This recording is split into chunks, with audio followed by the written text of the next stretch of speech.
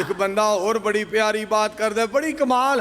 गाने सुनना वीरावे होए कुरान तो दूर, मैं आखा तेनू तू अज तौबा कर ले जरूर, दीन वाले आ जा हो जावे तेरा दिल नूरो नूर, दीन वाले आ जा।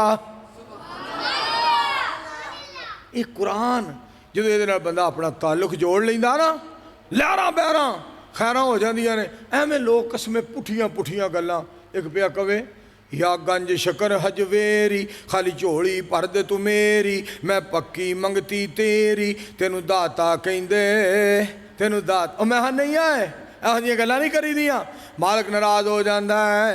अली हजवेरी रहमतुल्लाह अलैह नूं रब दा शरीक ना बना। मेरे को सुन, मैं आख्या या मेरे रब रहमान, तेरा खावे सारा जहान, तू है दाता कल्ला मेरे सोने है अल्लाह।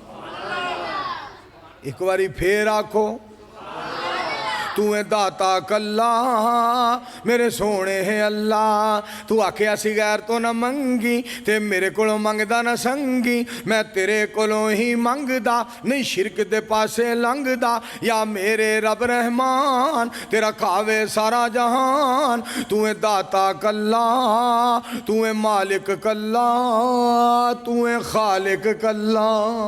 तो आज एक नूं चुप कराया, दूसरा पता की कहंदा, अज कर दे करम मेरी रख लै शर्म, या गंज शकर सरकार तेरा वसदा रवे दरबार। मैं ना यार अल्लाह नूं नाराज ना कर, सुन मेरे कोलों।